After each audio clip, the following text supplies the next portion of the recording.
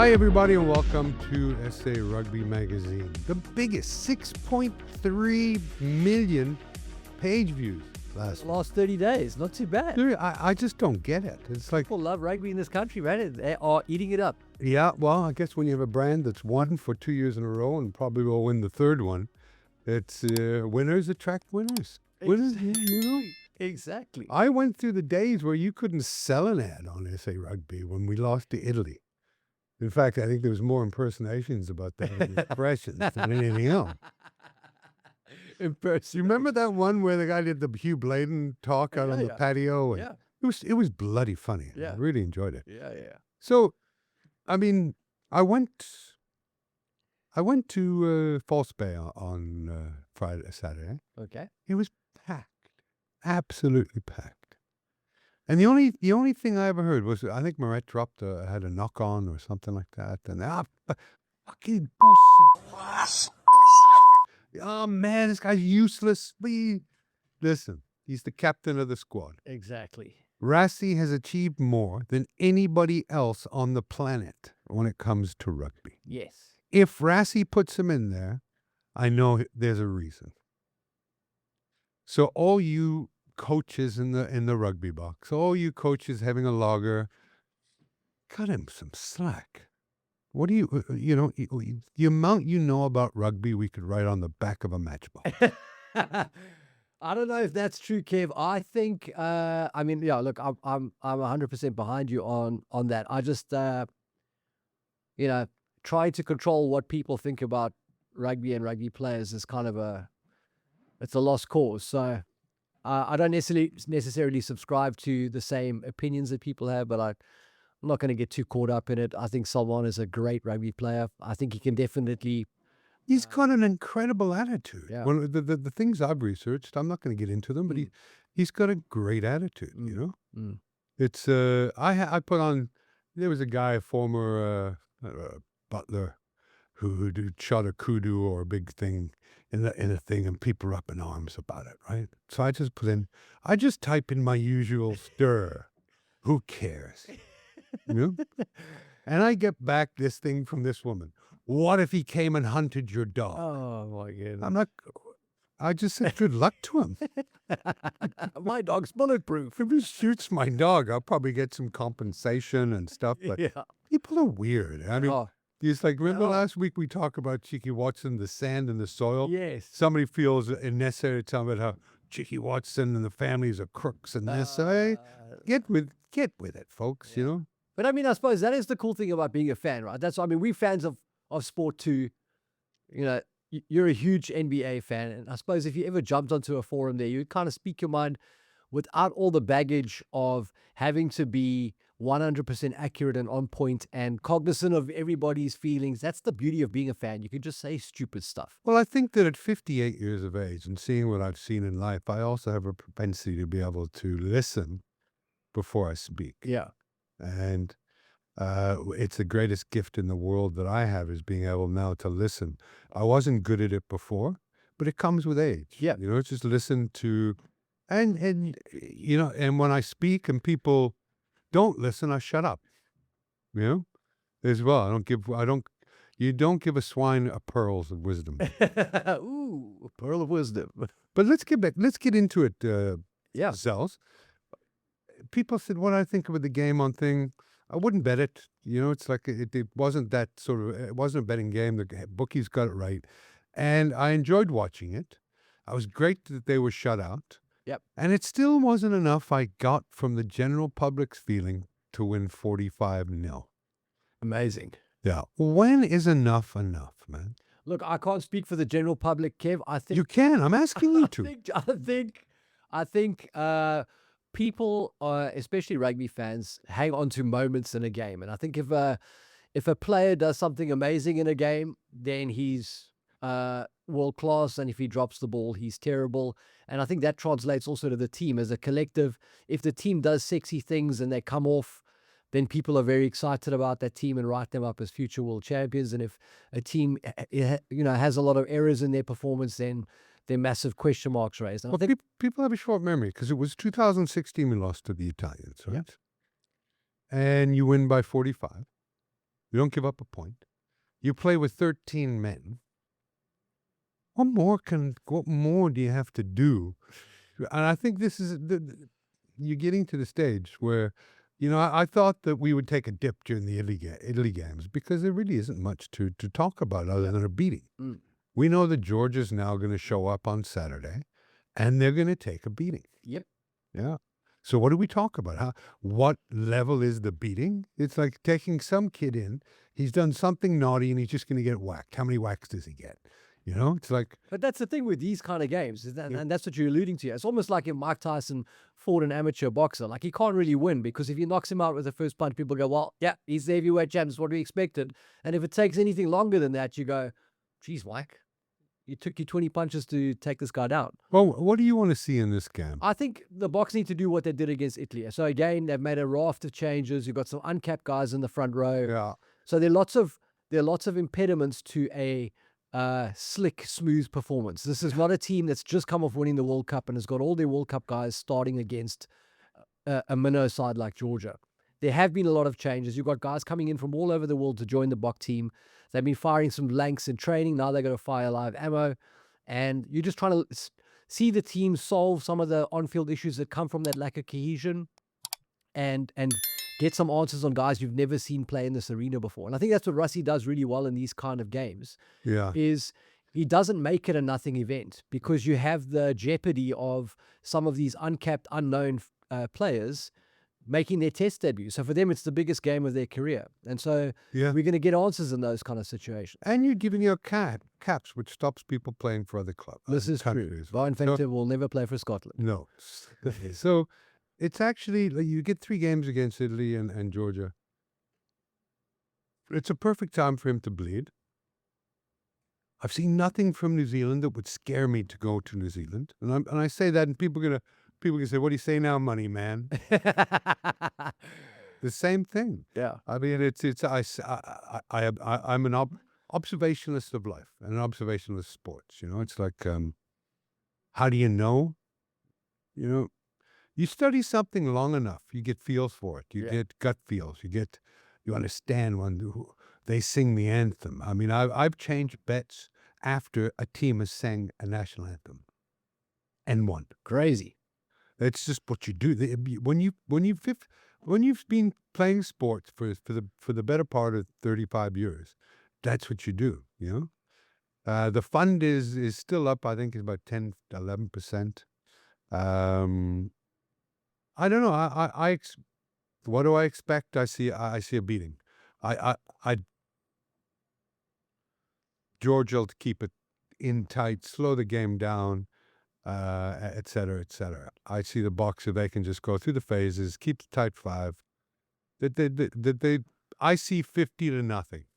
Wow. 50-0. Okay, so you think the bookies have got it right again this week, right? Because they're 44-point favorites, the Springboks.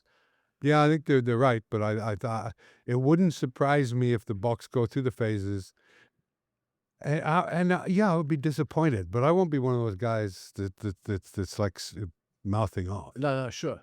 Sure. I think that you're in a game that you can't win. There's no winner in this game for the Boks. Totally.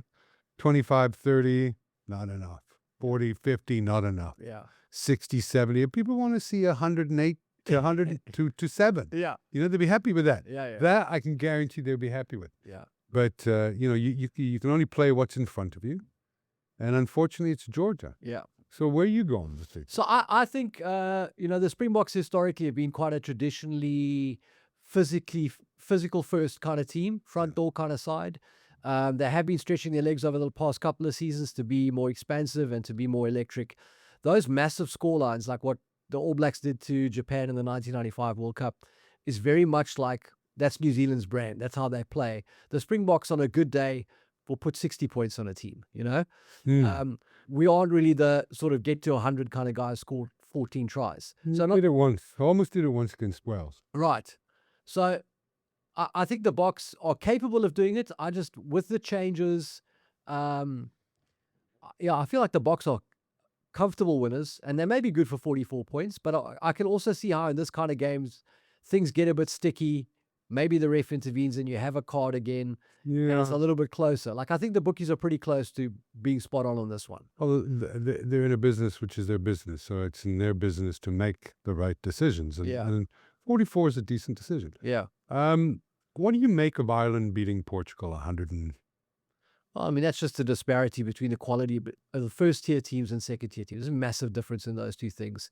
How do you bridge that gap? How does that gap bridge? Because it's like you go to Portugal, it's all about football. Not good football, but it's about football. Mm. So getting rugby growing in that place, yeah, Canada's fallen off the cliff. I mean, Yeah. I don't even know what to say except Yeah. for their women's program, and that makes sense because they're a woke culture. Yeah.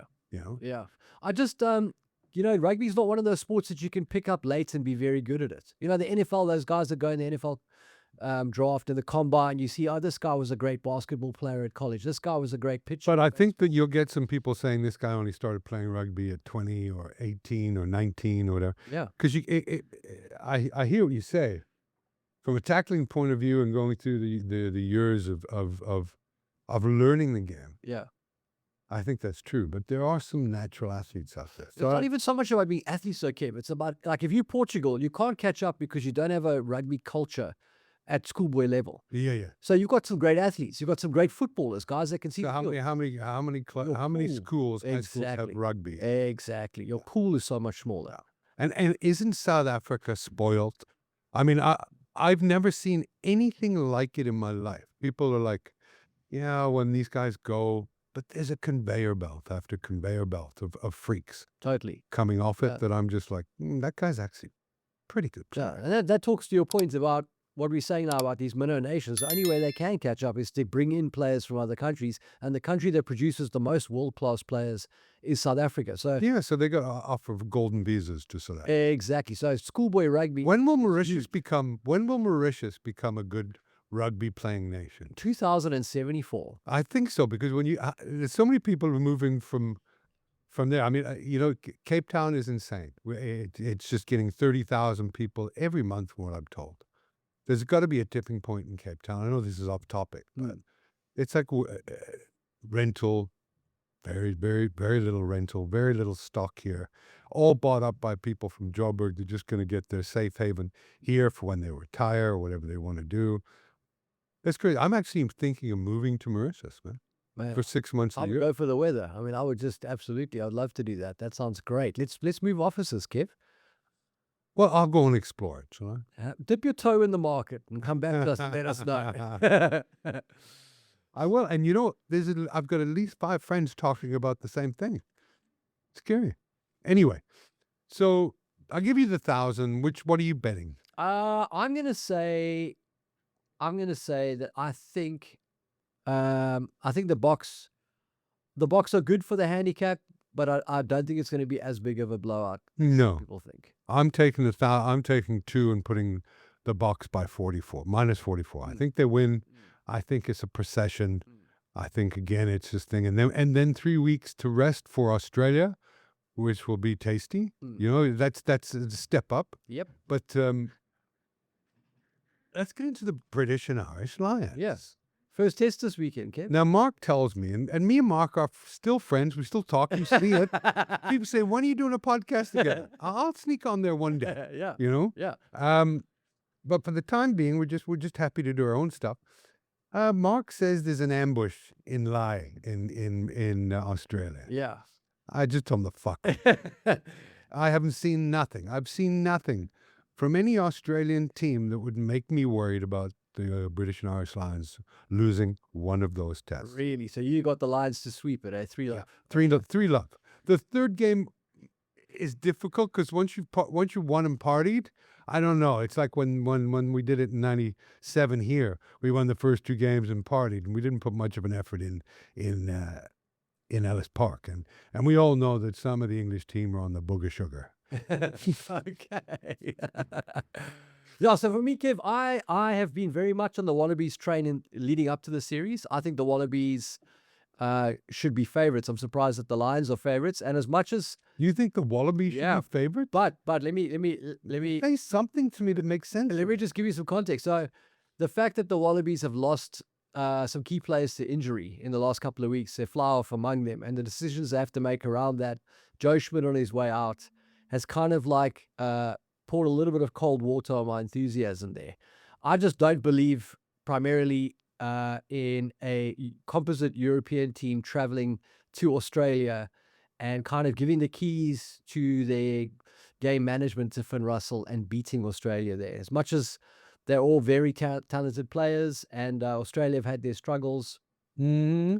For me, Australia are definitely a team that can win the series, but a lot of it comes down to selections. I think if Owen Farrell gets in the middle of the series, the Lions will do extremely well, and if he's out of it, it does tilt the balance of it for me in the Wallabies' favor. But having said that, I don't know what they're going to do at fly-off. It's now between Ben Donaldson and Mike Liner's son, and haven't seen a lot of. Mike Linerson's a handsome guy. Huh? Very handsome, mate. But can he win a series against the British and Irish Lions? It's 3-0. Yeah. It's 2-0, and then I'll see what how much booger sugar's going around for the third game and make a call. Okay, but so you got the Lions to take the series. the No-brainer. It's a no-brainer. You should put money on it now. Well, you can get 8.5. That's again where the But that's just the first test. What do you get on the Lions for the series right now as an outright bet? I don't know. Hold a second. I think the Wallabies were like 3-1 underdogs, or 3.5 underdogs going into the. Yeah, look, the Wallabies are 3.65 to win. First game 1.27 for the British and Irish Lions. So, if you want to win about a 30-40% return, then you've got to be looking at. What is it that makes you so confident about the Lions? Just because you think the Wallabies are poor? Well, okay, they didn't have a bad spring tour, right? But that masked so much. It's like there's no, unless they're unrevealing some wonderful players we don't know about, and we know that Australia doesn't have a lot of players. No, it's an average team. So I have no doubt it'll be tight for a little while. But I see the first game, the British and Irish Lions covering the 8.5 spread. Okay. Wow, sure. 8.5 spread, Okay. and galloping. That is a sweet bet. Would you do like an accumulator with that, with the Boks, or is that too much? No, because it's on early. I'll be up and have that bet down, and hopefully I'll come in and everybody's happy. Nice. But, I don't see. I just don't see Australia troubling the British and Irish Lions. Okay. I think they've been a long time on camp. They've looked reasonably good in almost every game. Australia are terrible. I've said it all along. They're working to a World Cup, which they'll have no hope of winning. Right. And they don't have a good team. We pounded them last year, double pound in the wet. Yeah. Yeah. So okay. It's if we were talking springboks, British Lions, who'd be favourite? Jeez, by far the Boks, I would say. By 5. So the Springboks beat Australia by how many? Plenty. Yeah. I see a shift in rugby around the world. I mean, bless you. Okay. So I see Wales as shit. Scotland is average. England on the decline, though they did beat Argentina.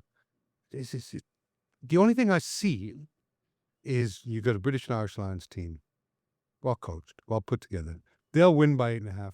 I'm putting my money on British and Irish Lions. Nice. Yeah. Nice. You? I would take Australia on the handicap. So I would say plus 8.5 Australia.